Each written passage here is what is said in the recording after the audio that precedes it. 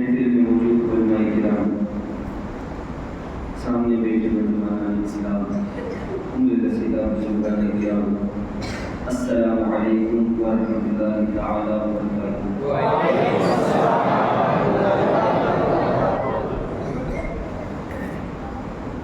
نحمده ونصلي ونسلم على رسوله الكريم۔ الحمد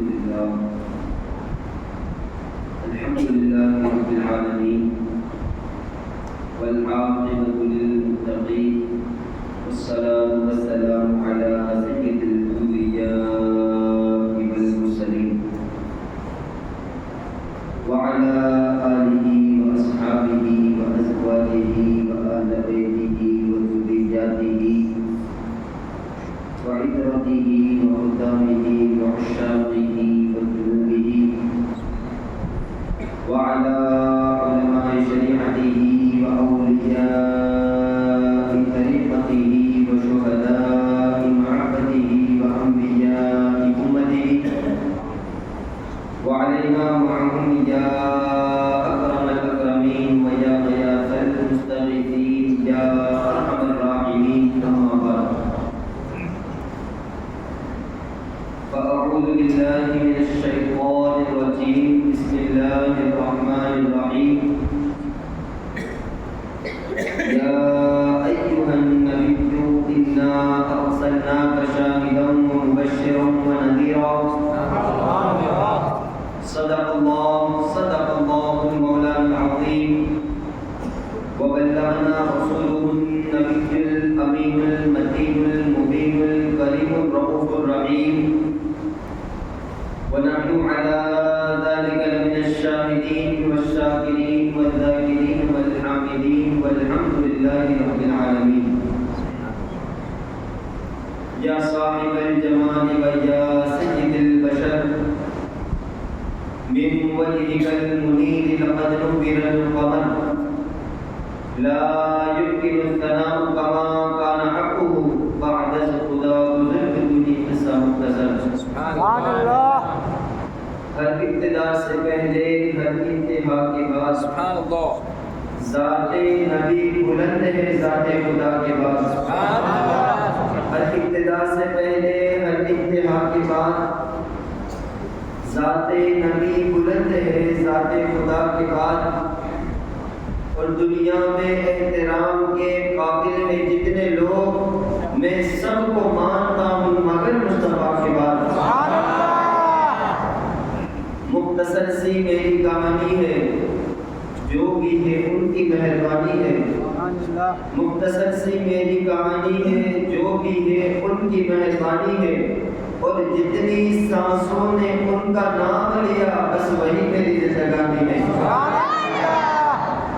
آئیے سب سے پہلے ہم اور آپ مل کر برہان واجب الوجود، صاحب مقام محمود، منشاء رب ودود، یعنی حامد و احمد و محمد و محمود صلی اللہ علیہ وسلم کی بارگاہ بکرمہ میں جس طرح سے میں پڑھا ہوں، میرے ساتھ مل کر کے بآواز بلند پڑھیں۔ الصلاۃ والسلام علیک یا رسول اللہ، الصلاۃ والسلام علیک یا رسول اللہ، الصلاۃ والسلام علیک یا حبیب اللہ، الصلاۃ والسلام علیک یا حبیب اللہ، الصلاۃ والسلام علیک یا نبی اللہ، الصلاۃ والسلام علیک یا نبی اللہ، صلی اللہ تعالی علیہ وسلم، صلی اللہ تعالی علیہ وسلم۔ نعمت رب کا خزینہ ہے ربیع الاول، سبحان اللہ۔ نعمت رب کا خزینہ ہے ربیع الاول، پہلے بخشش کا سفینہ ہے ربیع الاول، سبحان اللہ۔ نعمت رب کا خزینہ ہے ربیع الاول، پہلے بخشش کا سفینہ ہے ربیع الاول، اور جو ملا جس کو ملا اس کے تصدق سے ملا، جو ملا جس کو ملا اس کے تصدق سے ملا، سب کمالات کا زینہ ہے ربیع الاول، سب کمالات کا زینہ ہے ربیع الاول، پہلے بخشش کا سفینہ ہے ربیع الاول، نعمت رب کا خزینہ ہے ربیع الاول، اور سال کے 11 مہینے ہیں انگوٹھی کی طرح، سال کے 11 مہینے ہیں انگوٹھی کی طرح، اور اس کا بے مثل نگینہ ہے ربیع الاول، مثل نگینہ ہے ربیع الاول، مہر بخشش کا سفینہ ہے ربیع الاول، نعمت رب کا خزینہ ہے ربیع الاول۔ ایک مرتبہ بلند آواز سے نبی، آل نبی و اصحاب نبی پر درود پاک پڑھیں، اللہم صل علی سیدنا مولانا محمد کما تحب و ترضى، صلاۃ و سلام علیک یا رسول اللہ، صلاۃ و سلام علیک یا حبیب اللہ صلی اللہ علیہ وسلم۔ سب سے پہلے تو میں آپ تمام حضرات کا شکر گزار ہوں کہ آپ تمام حضرات اس محفل میں آ کر کے اس محفل کی شان کریں، اور اس سے بھی زیادہ میں شکر گزار ہمارے نعت خواہ اور ہمارے علماء کرام کا ہوں کہ انہوں نے آ کر محفل کی شان و شوکت کو اور بھی بڑھایا۔ ایک بات میں پہلے واضح کر دوں، آپ تمام حضرات کو پتہ ہی ہے کہ پچھلے 5 یا 6 دنوں سے طبیعت ایسی خراب ہے کہ بولنے میں بھی سوچنا پڑتا ہے۔ آپ مانیں یا نہ مانیں، آج کے دن کے اندر بیان کی جتنی تیاری نہیں کی، اس سے کئی زیادہ گلے کو اچھے رکھنے کی تیاری کی۔ وجہ یہ ہے کہ رات میں سرکار کا میلاد پڑھنا، رات میں سرکار کی نعتیں پڑھنی، رات میں سرکار کا نام لینا۔ یہ الگ بات ہے کہ سرکار کا نام لینے پر گلے کا اچھا ہونا ضروری تو نہیں ہے، لیکن چونکہ ہمارا ایک ایسا رواج بن چکا ہے کہ جو کچھ نعت پڑھنے والا نعت پڑھنے آئے، بیان کرنے والا بیان کرنے آئے، تو پبلک کو مزہ آنا چاہیے، ایک ہمارا رجحان ہے۔ تو اس کی بھی میں حتی الامکان کوشش کروں گا کہ آج میں اچھے سے اچھا سرکار کی نعت پڑھ سکوں۔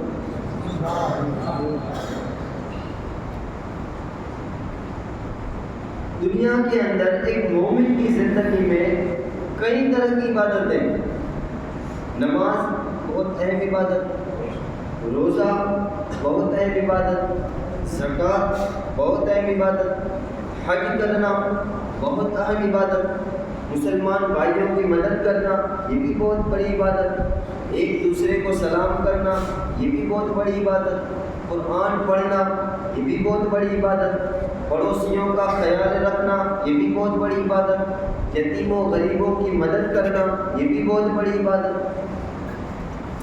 اس طرح اگر عبادتوں کو گنوانے جائیں تو رات کم پڑ سکتی ہے، عبادتیں ختم نہیں ہو سکتی۔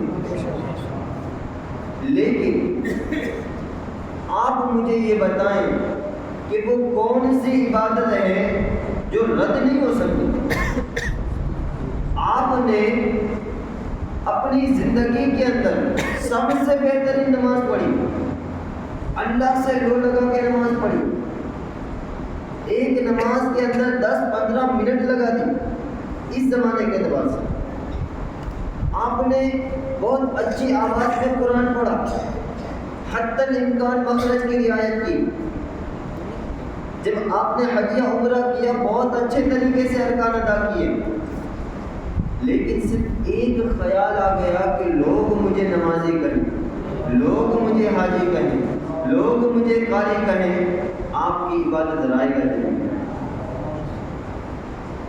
کہنے کا مطلب کیا؟ آپ نے اپنی زندگی کے اندر جو بھی عبادت کی ہو سکتا ہے وہ برباد ہو جائے، لیکن اس دنیا کے اندر 2 عبادتیں ایسی ہیں جو کبھی رد ہو ہی نہیں سکتی۔ سبحان اللہ۔ چاہے آپ ان دونوں عبادتوں کو جان بوجھ کر کے کرو یا انجانے میں کرو، سرکار کو راضی کرنے کے لیے کرو یا لوگوں کو راضی کرنے کے لیے کرو۔ اور انتہا کی بات بتاؤں، کسی کو جلانے کے لیے بھی کرو تو بھی رد نہیں ہو سکتا۔ سبحان اللہ۔ کسی کو جلانے کے لیے بھی اگر عبادت کرو تو وہ رد نہیں ہو سکتی۔ اب آپ لوگوں کا اشتیاق بڑھ گیا ہوگا کہ آخر یہ کون سی 2 عبادتیں ہیں؟ تو ایک تو درود ہے جو کبھی رد نہیں ہو سکتا، دوسرا سرکار کا میلاد ہے جو کبھی رد نہیں ہو سکتا۔ اگر سرکار کو راضی کرنے کے لیے میلاد مناؤ تو بھی قبول ہے، دوسروں کو جلانے کے لیے بھی میلاد کرو تو بھی قبول ہے۔ اولاً ہمارا ذہن ایسا ہوتا نہیں ہے کہ ہم کسی کو جلانے کے لیے میلاد کریں، ہمیں اتنی فرصت ہی نہیں کہ ہم غیروں کے بارے میں سوچیں، ہمیں تو اپنے سرکار کے بارے میں سوچنا۔ بس یہ تو ایک بات آ گئی تھی اور اس بات کی انتہا کو اور اس کی اہمیت کو سمجھانا چاہتا تھا، اس لیے کہا کہیں آپ میری بات کو دوسری طرف نہ لے جائیں، اور اگر لے بھی جائیں گے تو میں نے کون سا غلط کہا، میں نے بھی کون سا غلط کہا؟ خیر یہ اصلاح کے لیے بات ہے۔ اور میں ایک بات اور بھی وضاحت کے ساتھ پیش کروں کہ انشاءاللہ آج کی تقریر میں بہت ہی آسان بات، آسان انداز میں، آسان پیرائے میں آپ کو سمجھاؤں گا، اور آج کی میری یہ تقریر دعوت فکر ہوگی۔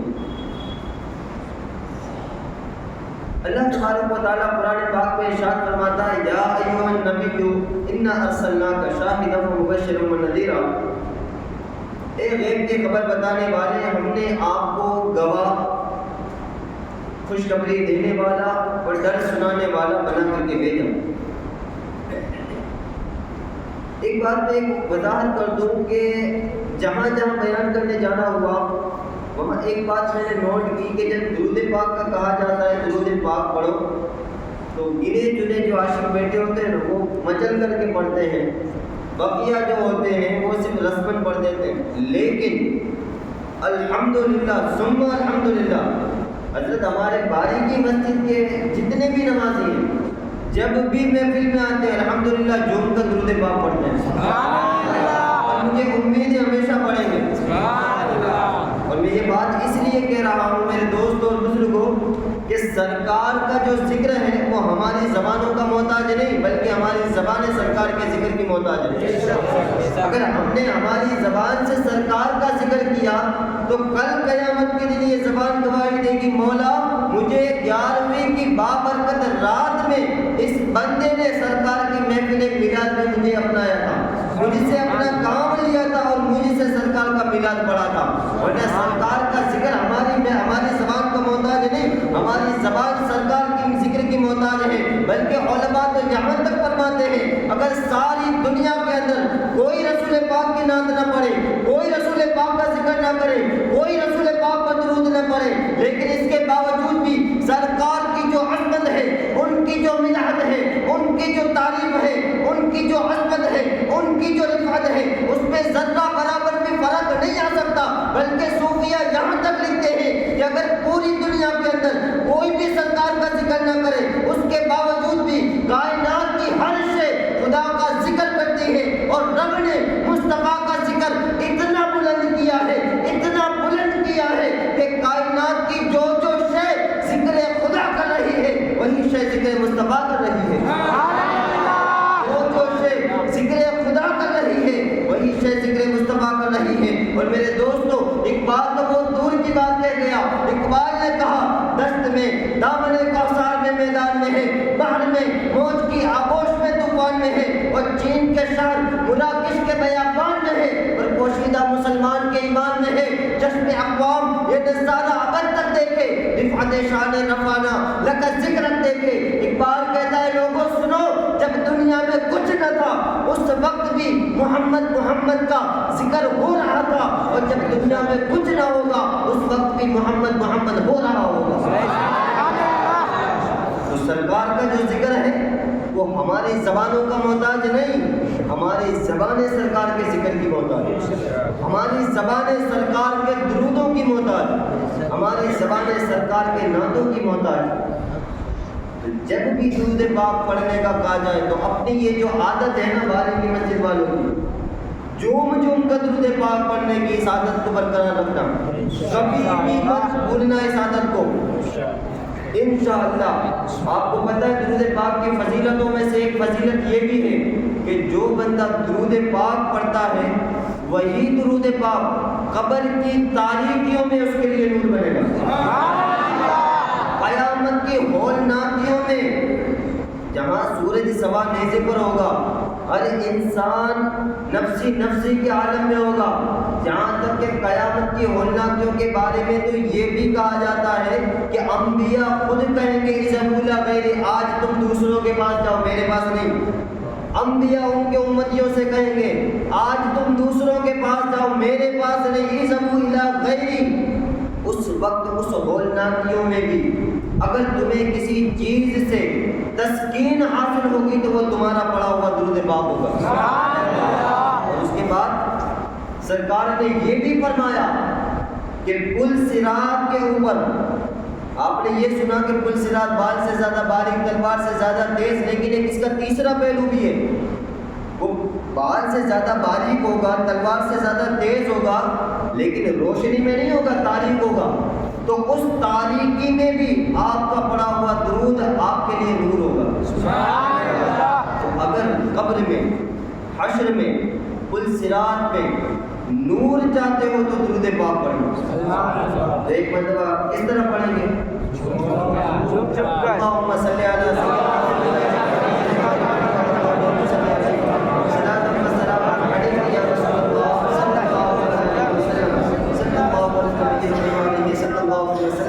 صلاۃ و سلام علیک یا رسول اللہ صلی اللہ تعالی علیہ وسلم۔ میرے دوستو اور بزرگوں، قرآن پاک میں اللہ ارشاد فرماتا ہے یا ایھا النبی، اے نبی۔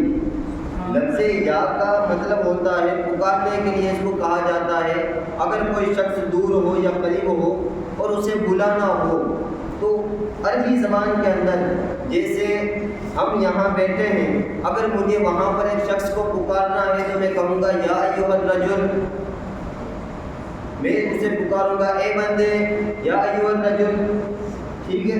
تو عربی زبان میں پکارنے کے لیے آتا ہے یا۔ اسی طرح دوسرا لفظ آتا ہے ایو، یہ بھی پکارنے کے لیے آتا ہے، اگر کوئی بندہ دور کھڑا ہو تو اسے کہا جاتا ہے ایھا الرجل، ایو رجل، اور ایو کا لفظ تو آپ بھی یوز کرتے ہیں، دن میں جتنی بھی نمازیں پڑھتے ہیں اتنا یوز کرتے ہیں۔ نماز کے اندر التحیات للہ والصلوات والطیبات السلام علیک ایھا النبی، ایھا النبی۔ تو اس کا مطلب یہ ہوتا ہے کہ ہم پکارنے کے لیے ایو کا لفظ استعمال کرتے ہیں۔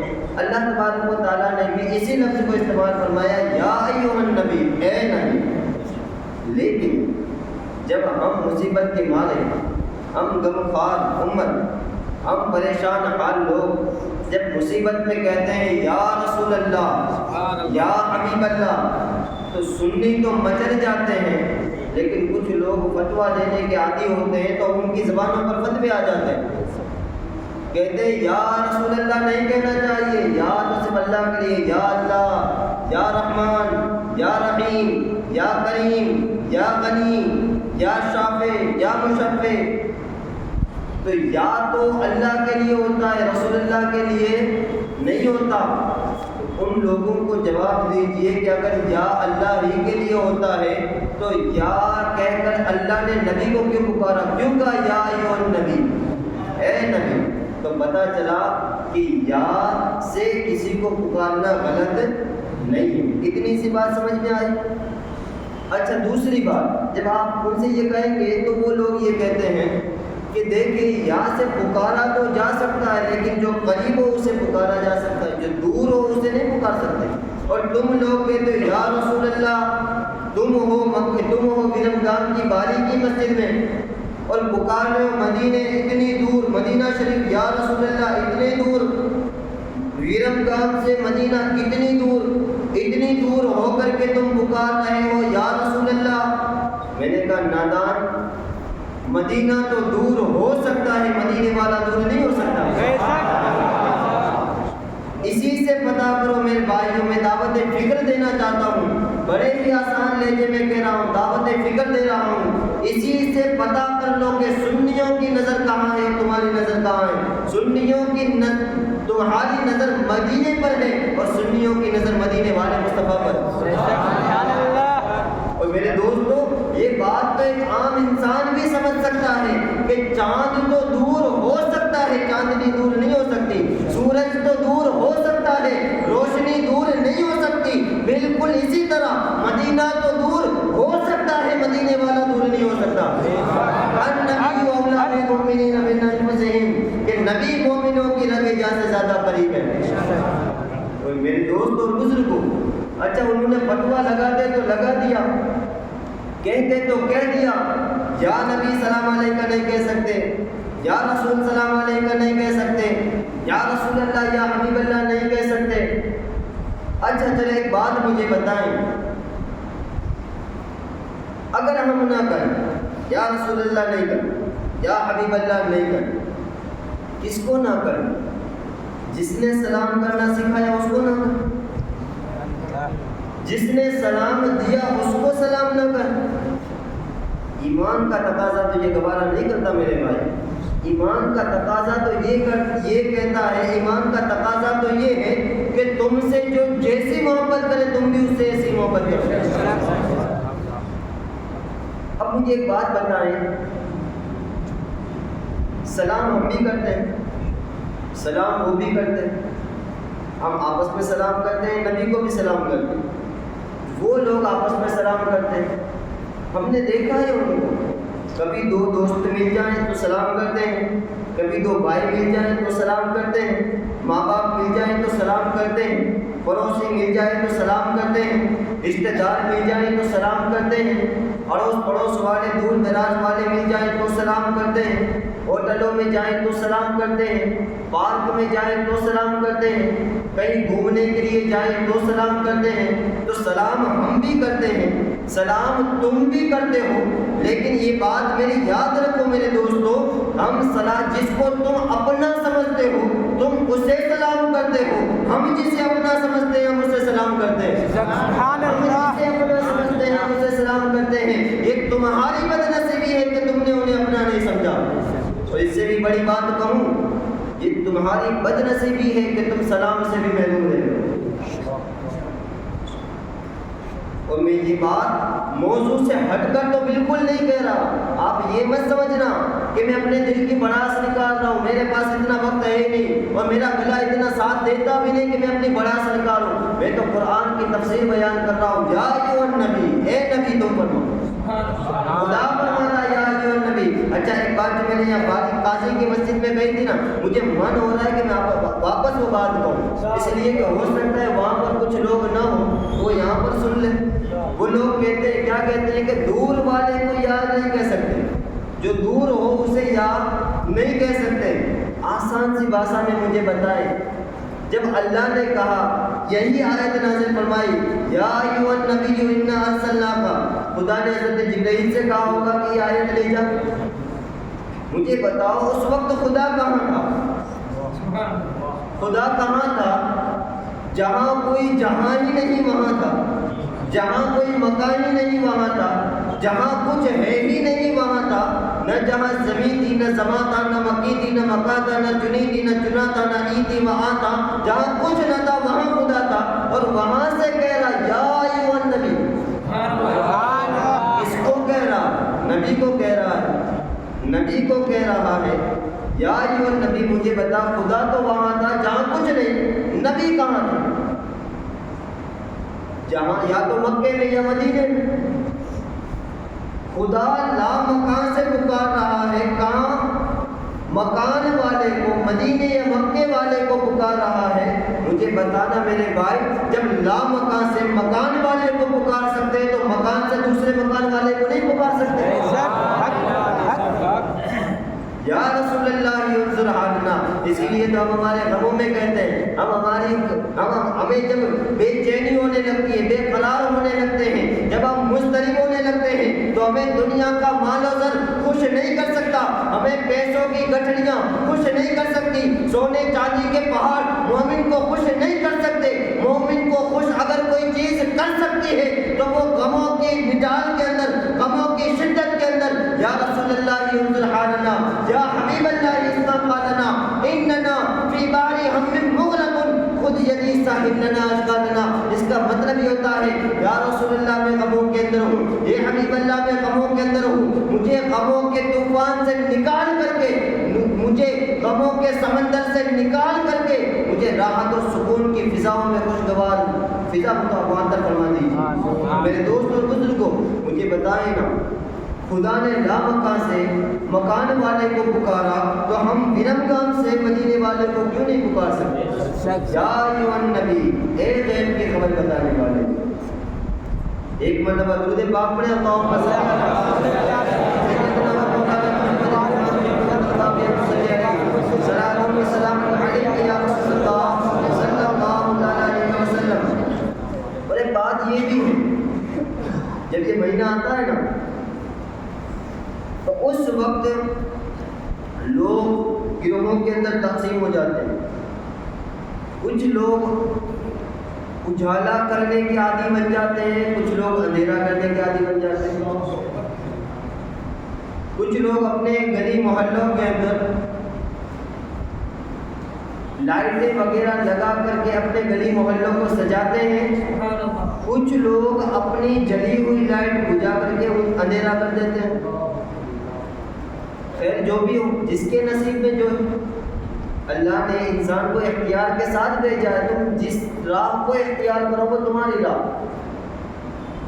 تم جو کرنا چاہو تم کرو، تمہیں اختیار ہے۔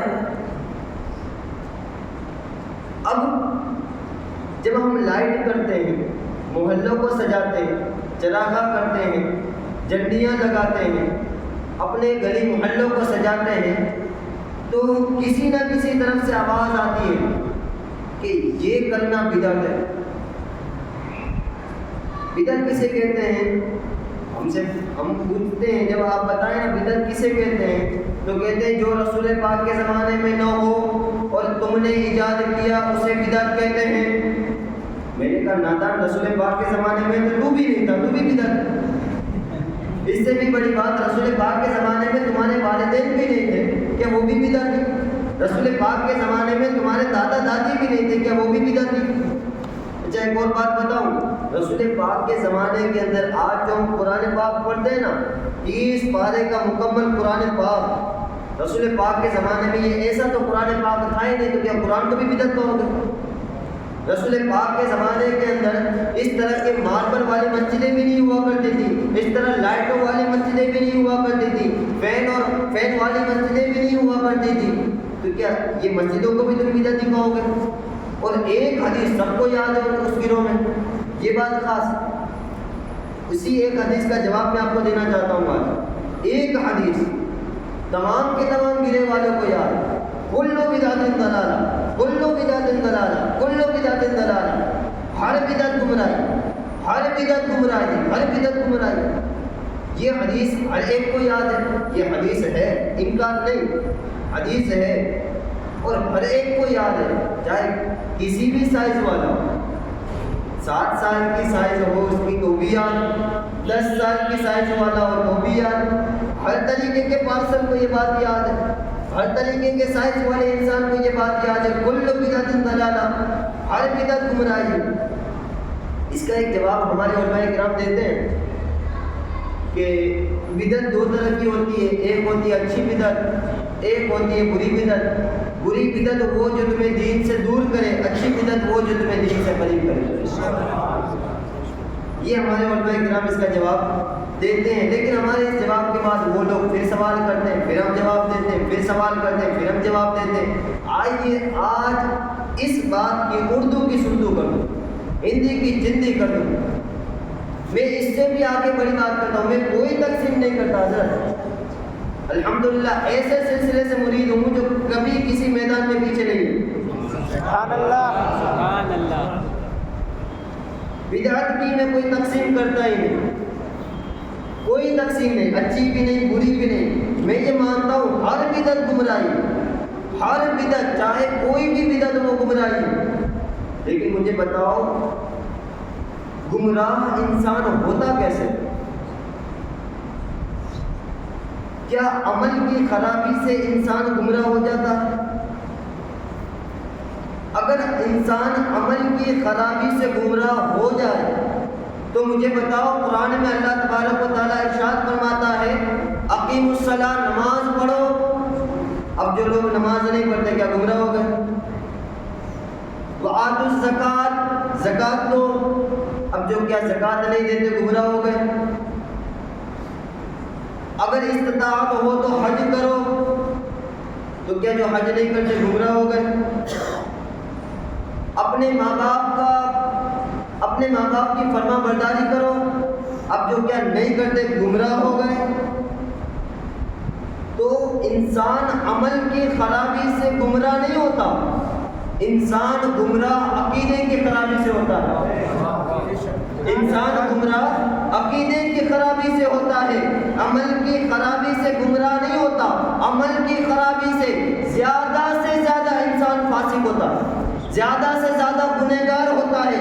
اگر نماز کا وقت آ جائے نماز نہیں پڑھتا وہ گمراہ نہیں گنہگار ہے، اگر داڑھی چہرے پر سجانے کا حکم ہے اگر نہیں سجاتا گمراہ نہیں ہے فاسق ہے، اگر انسان کے اوپر زکوٰۃ فرض ہے زکوٰۃ نہیں دیتا وہ گمراہ نہیں فاسق ہے، اگر کوئی انسان حج نہیں کرتا اگر جب فرض ہے تو وہ انسان گمراہ نہیں بلکہ فاسق ہے۔ پتہ چلا انسان عمل کی بدعت سے گمراہ نہیں ہوتا، عمل کی خرابی سے گمراہ نہیں ہوتا، بلکہ انسان عقیدے کی خرابی سے گمراہ ہوتا ہے، عقیدے کی خرابی سے گمراہ ہوتا ہے۔ اب کہیں آپ لوگ یہ نہ کہہ دینا کہ حضرت ابلیس نے تو سجدہ نہیں کیا تھا اور ابلیس سجدہ نہ کر کے تو گمراہ ہو گیا، ابلیس سجدہ نہ کر کے گمراہ ہو گیا۔ تو اگر آپ کے ذہن میں یہ سوال اٹھ چکا ہے تو آپ غلط ہیں، اس لیے کہ ابلیس کو سجدے کی خرابی نے یا عمل کی خرابی نے گمراہ نہیں کیا، سارے فرشتوں کو اللہ نے حکم دیا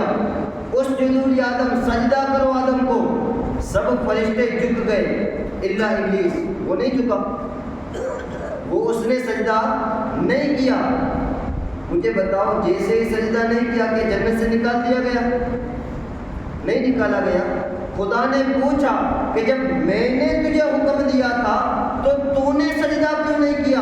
اب ابلیس کا جواب سنو، ابلیس کہتا ہے انا خیر منہ، میں آدم سے بہتر ہوں۔ یہ عمل نہیں ہے، یہ عقیدہ ہے، یہ عمل نہیں ہے یہ عقیدہ ہے۔ تو ابلیس کو بھی جس نے گمراہ کیا تھا وہ عمل کی خرابی نہیں تھی، وہ عقیدے کی خرابی تھی۔ تو عقیدے کی خرابی انسان کو گمراہ کرتی ہے۔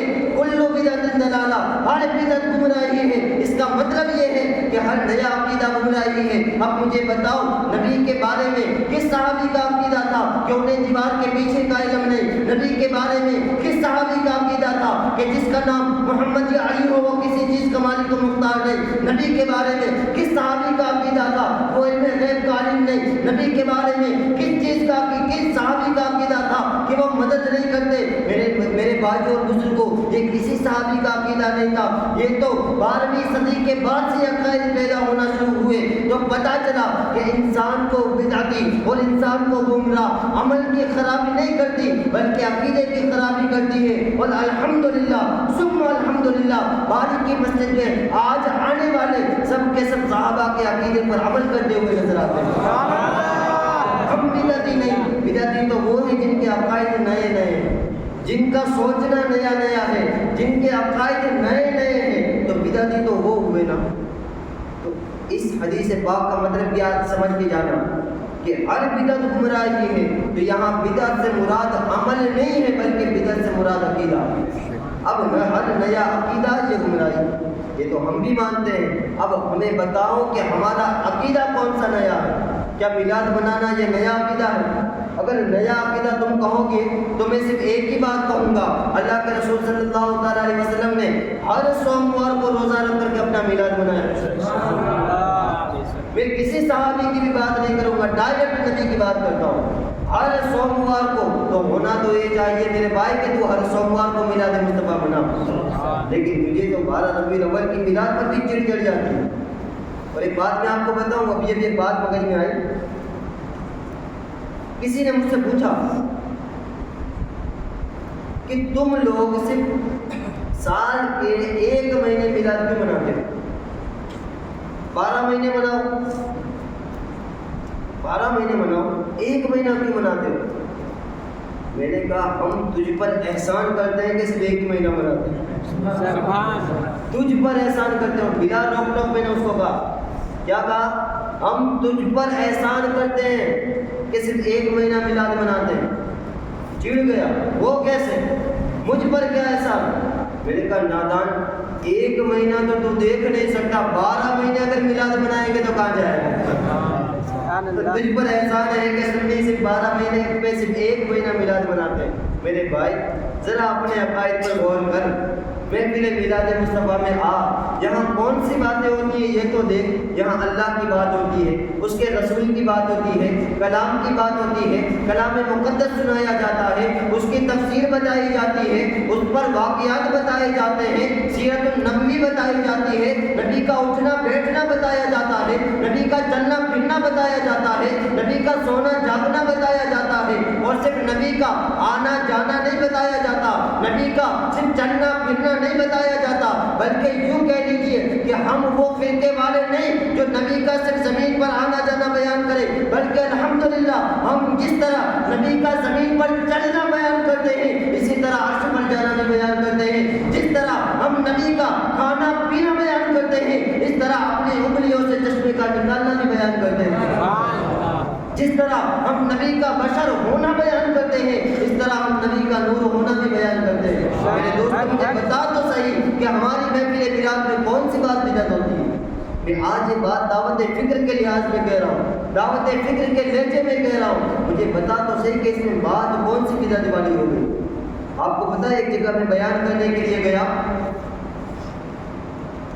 تو کچھ لوگ ایسے ہوتے ہیں جو سوشل میڈیا سے دین سیکھتے ہیں، کوئی مسئلہ آیا سرچ کر لیا، اور سرچ میں بھی اب تو ایسی سہولت آ گئی ہے حضرت کہ ٹائپ بھی نہیں کرتے، وہ ریڈیو والا بٹن دبا دیتے ہیں اور کہتے ہیں اگر نماز میں ایسا ہو جائے تو کیا حکم ہے، اب وہ جواب پورا آ جائے گا، اب اسے سن لیا، اچھا چلو کوئی بات نہیں۔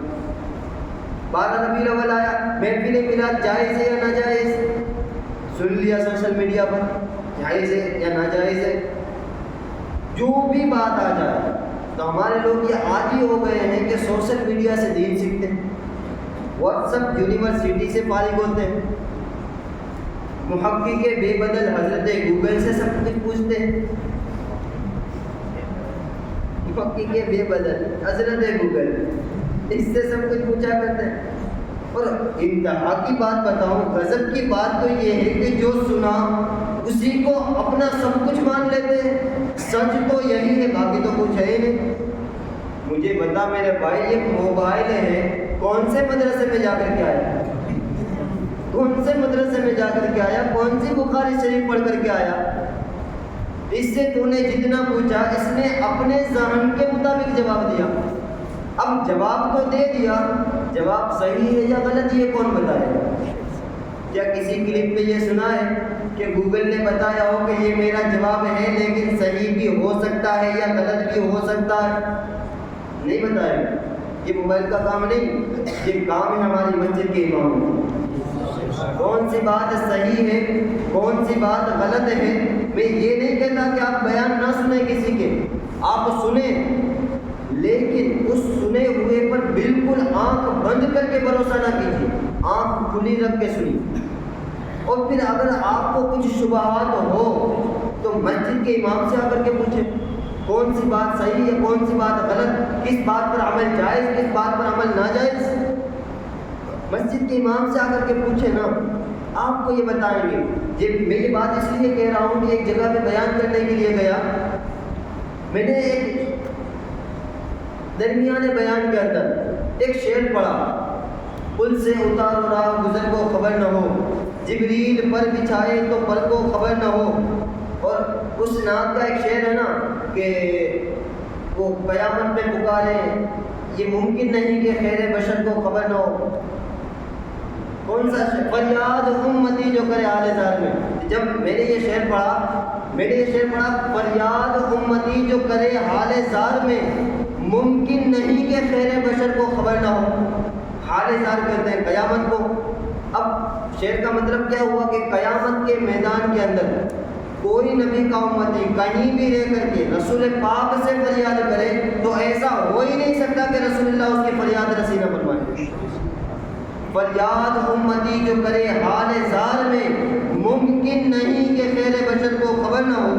جب میں نے یہ شعر پڑھا تو ایک واٹس ایپ یونیورسٹی کا فارغ میرے پاس آیا، اس نے حضرت محقق کے بے بدل حضرت گوگل سے سنا ہوا ہوگا کہیں پر کہ دور والے کو نہیں پکار سکتے، آ کر کے پوچھا حضرت آپ مجھے بتائیے کہ اگر میں یہاں سے درود پاک پڑھوں تو مجھے بتائیں سامنے جو درگاہ ہے وہاں پر بیٹھ کر کے آپ میرا درود سن پائیں گے کہ نہیں سن پائیں گے؟ اب میں نے اس سے کہا اگر تو زور سے پڑھے گا تو میں سن سکوں گا، اگر آہستہ پڑھے گا تو میں نہیں سن سکوں گا۔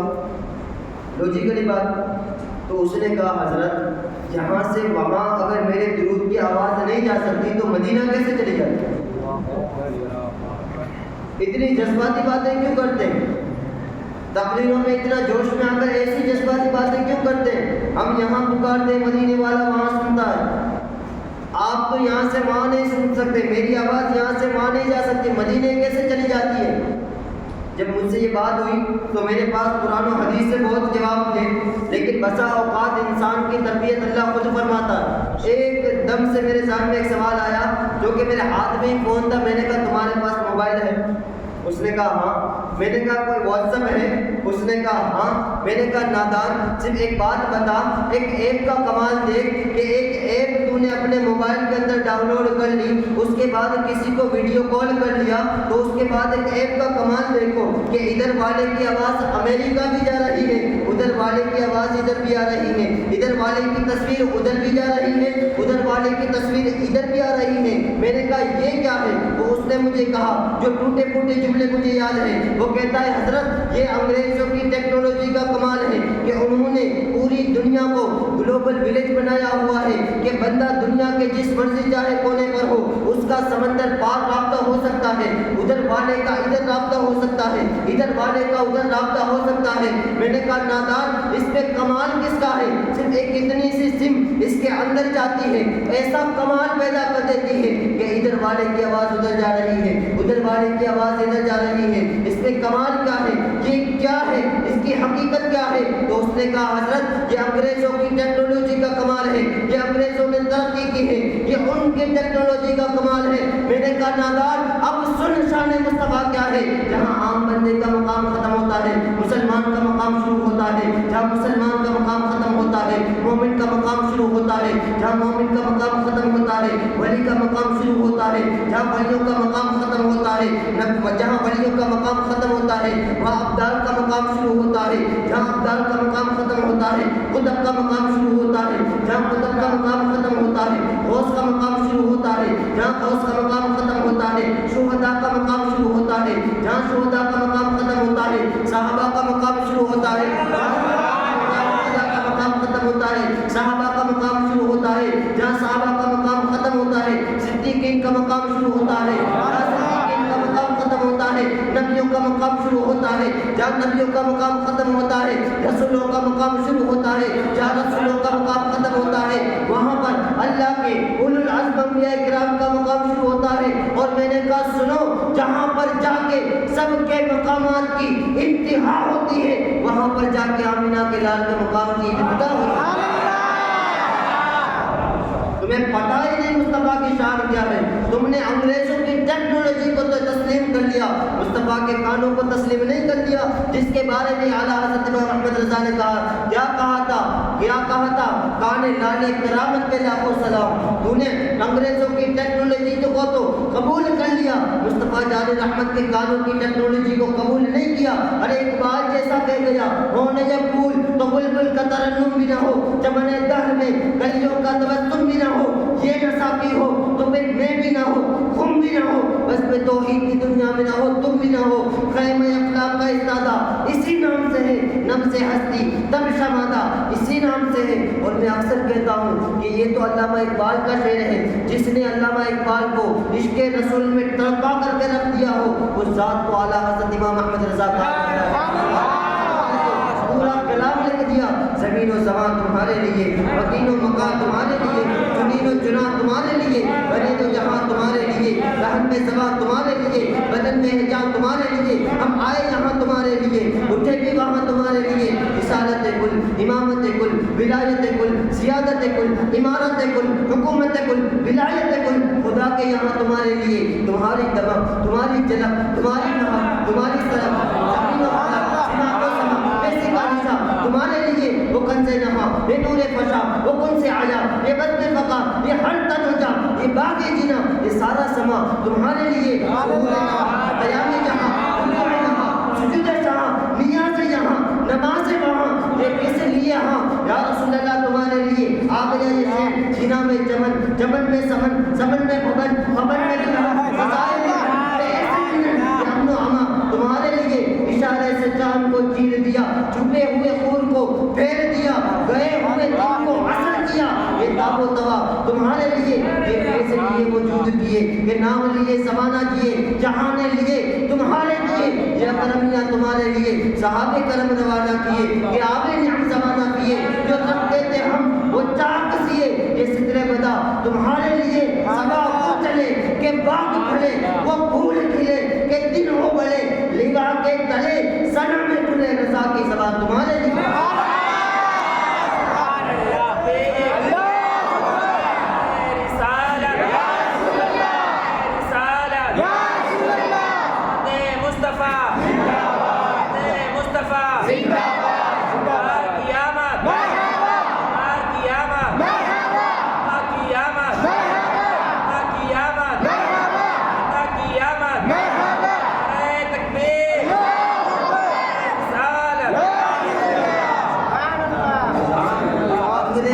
ٹیکنالوجی کو قبول کرتا ہے، مصطفیٰ کی طاقت کو قبول کرنے کا تیرا ایمان گوارا نہیں کرتا؟ خیال کر کس کی کتابیں پڑھ کر کے آیا ہے، کس کی کتابیں پڑھ کر کے آیا ہے، اور کہتے ہیں مدینے میں ہماری حکومت ہے۔ مجھے بتا مدینے کے اندر تو حضرت عمر کی بھی حکومت تھی، اور حضرت عمر کی حکومت جانتے ہیں؟ حضرت عمر کی حکومت یہ تھی، یہ مکہ المکرمہ کی بات کر رہا ہوں، حرم مکہ کی بات کر رہا ہوں۔ حضرت عمر رضی اللہ تعالیٰ عنہ کی حکومت ایسی تھی کہ وہاں ان کی اجازت کے بغیر یوں کہہ لیجئے کہ کوئی پرندہ بھی پر نہیں مار سکتا تھا۔ لیکن جب تک عمر جیسا شخص کفر کی حالت میں تھا، اس وقت اس کے ہاتھ میں صرف اور صرف مکہ کا انتظام تھا، دوسرا کچھ نہیں تھا۔ کیا تھا ان کے پاس؟ یہ بھی کہتے ہیں ہمارے پاس مکہ کا انتظام تھا، تو ہم بھی کہتے ہیں عمر کے پاس بھی مکہ کا انتظام تھا۔ کیا فرق پڑا تمہارے میں اور حالت کفر کے عمر میں؟ کیا فرق ہے؟ فرق صرف اتنا ہے کہ انہوں نے، حضرت عمر نے اپنا دل مدینے والے کے نام پہ قربان کر دیا، تم نے نہیں کیا، تم نے نہیں کیا۔ انہوں نے مجھ سے پوچھ لیا کہ اگر ہم اپنا دل مدینے والے کے قدموں پہ قربان کریں گے کیا ملے گا؟ میں نے کہا نادان وہی ملے گا جو عمر کو ملا، عمر کو ملا ہے۔ کہا کیا ملا تھا عمر کو؟ میں نے کہا نادان جب تک عمر حالت کفر میں تھا اس وقت عمر کے پاس حرم کا انتظام تھا، لیکن جب عمر مدینے میں رسول پاک کے قدموں میں جھک گیا مکہ کا اسلام آ گیا، اسے اسلام مل گیا۔ تو اگر انتظام بڑی بات نہیں میرے بھائی، انتظام ہونا ہاتھوں میں بڑی بات نہیں، بڑی بات تو یہ کہ ہاتھوں میں اسلام ہو۔ انتظام ہاتھوں میں ہونا کوئی بڑی بات نہیں، غیرت کی بات ہے، غضب کی بات ہے، انتہا کی بات ہے۔ یہ تو حرم کی انتظام کی بات کر رہے ہیں، میں تو یہ کہتا ہوں نمرود کے پاس تو پوری دنیا کا انتظام ہے، تو کیا وہ حق پر تھا؟ تو کسی جگہ کا انتظام ہاتھ میں ہونا حق کی علامت نہیں، حق کی علامت تو یہ ہے کہ ہاتھوں میں دامن مصطفیٰ ہو، مدینے والے کے قدموں پہ قربان ہو، یہ حق کی علامت ہے۔ اور انشاءاللہ الحمدللہ ثم الحمدللہ آج یہاں اس محفل میلاد میں آ کر کے ہم نے یہ ثبوت دے دیا ہے کہ ہمارا دل مدینے والے کے قدموں میں قربان ہو۔ میرے دوستوں بزرگوں، یہی چیز الحمدللہ کل قیامت کے دن ہماری بخشش کا ذریعہ ہوگی۔ ایک آخری بات بتاؤں، آج جو کچھ بھی بیان ہوا یہ سیمی فائنل، کل انشاءاللہ یہ میں تقریر کے لحاظ سے نہیں کہہ رہا ہوں میرے بھائی، آپ اپنا ذہن کہیں اور نہ لے جائیں، میں اس لحاظ سے کہہ رہا ہوں کہ آج 11ویں کی رات ہے، کل 12ویں کی رات ہو۔ یوں کہہ لوں کہ آج غوث پاک کی رات ہے، کل مدینے والے کی رات ہو۔ تو جس طرح آج آئے ہیں کل بھی آئیں گے، اگر امید کروں میں کہ کل اس سے زیادہ آئیں گے، میں امید کرتا ہوں آپ اپنے بچوں کو بھی لے کر آئیں گے،